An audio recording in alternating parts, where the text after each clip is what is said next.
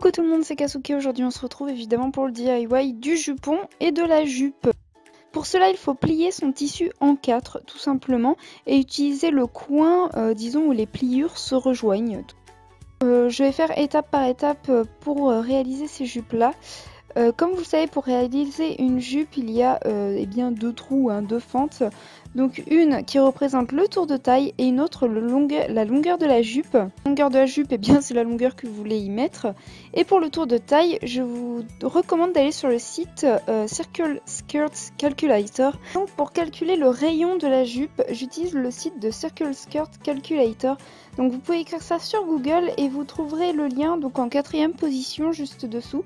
Voilà, vous tomberez sur cette image là, donc il vous suffira de rentrer en centimètres votre tour de taille, voilà, sur la première ligne, donc par exemple, je sais pas, on va dire 80, et pour la ligne du bas, il s'agira de la longueur de la jupe que vous voulez, donc par exemple 60 cm de longueur de jupe.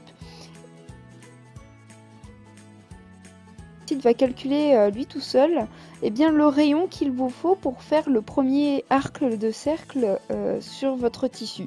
Donc moi par exemple ça tourne toujours autour des 14 cm tout simplement. Et donc après il vous suffit de tracer selon ce que le site vous a donné. Donc moi à peu près 14 cm. Donc je trace mon premier trait, je peux enfin découper mon tissu. Et enfin il me reste à rentrer la longueur de la jupe que je veux. Là je ne sais plus du tout le nombre de centimètres que c'était, mais voilà.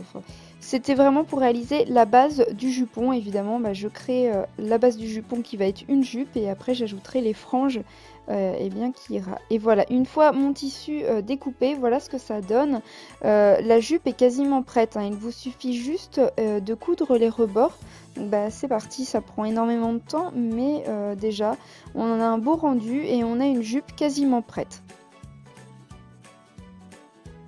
J'ai choisi de faire une jupe élastique, donc je choisis donc de placer un élastique au milieu tout simplement et de coudre, voilà, en laissant une ouverture pour évidemment placer mon élastique juste après.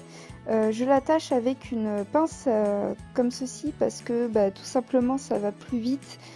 C'est plus pratique, voilà, il me suffit juste à glisser l'épingle à nourrice dans le tissu et à suivre, et puis évidemment l'élastique va suivre avec, ce qui fait qu'à la fin je le sortirai donc par le petit trou que j'ai laissé.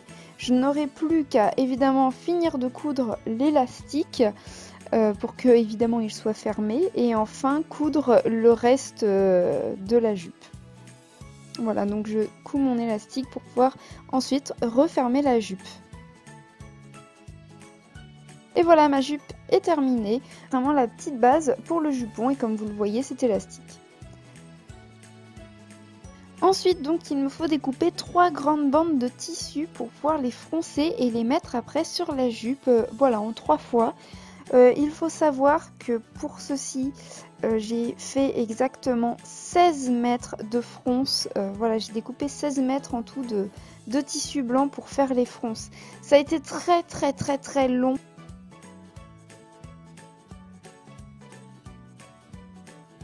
Donc je découpe mes bandes une à une et donc je les couds enfin. Je laisse toujours une ouverture pour évidemment les retourner, ce qui fait que ça laisse les coutures invisibles, et après je n'ai plus qu'à fermer la bande tout simplement. Comme ceci, j'ai des coutures invisibles et je n'ai plus qu'à refermer le trou que j'ai laissé ouvert. Voilà, ce sera le seul endroit où on verra les coutures. Mais étant donné que ça va être sous la jupe, ça ne se voit pas tant que ça.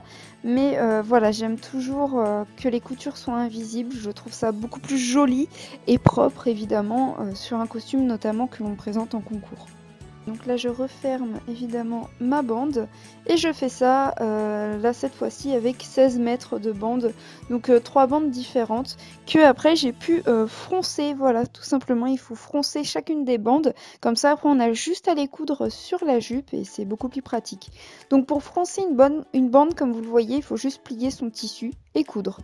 C'est vraiment pas compliqué, c'est vraiment très facile. Comme vous voyez, je plie, je couds, je plie, je couds. C'est beaucoup de temps, mais ça donne quelque chose de plutôt joli. Et enfin voilà, une fois que j'ai fini mes bandes, je n'ai plus qu'à les épingler sur ma jupe comme vous le voyez et tout simplement à les coudre. Donc il faut savoir que évidemment un tour de jupe prend des fois 2 voire 3 bandes selon la longueur de vos bandes. Moi par exemple le premier tour de taille, donc c'était le plus petit, ça m'a pris une seule bande, mais après j'ai dû en utiliser plusieurs car plus vous descendez sur la jupe, plus il y a de la longueur tout simplement.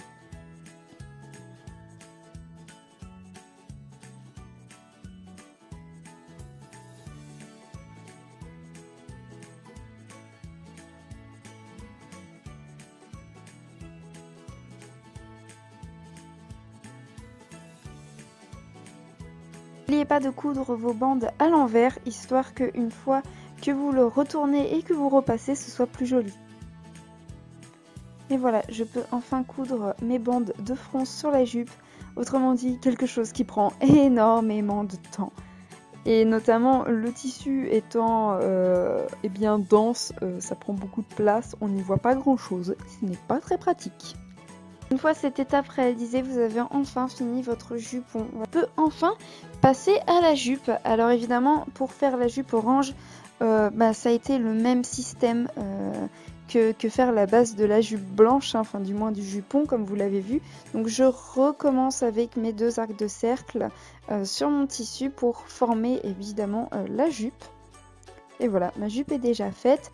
Et avant de faire les bords, eh bien, je décide d'attaquer avec eh bien, toutes les bandes de ruban à coudre dessus, parce que vous savez que la jupe de Miku Orange Blossom n'a que des petites bandes blanches de tissu.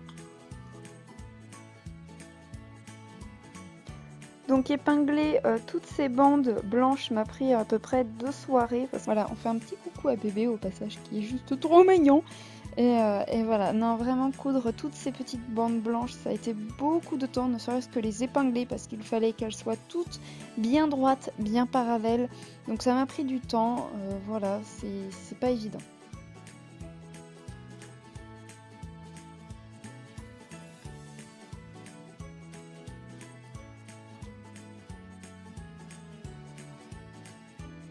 Parce que ça donne une fois épinglé, autrement dit ça faisait pas mal de mètres de ruban.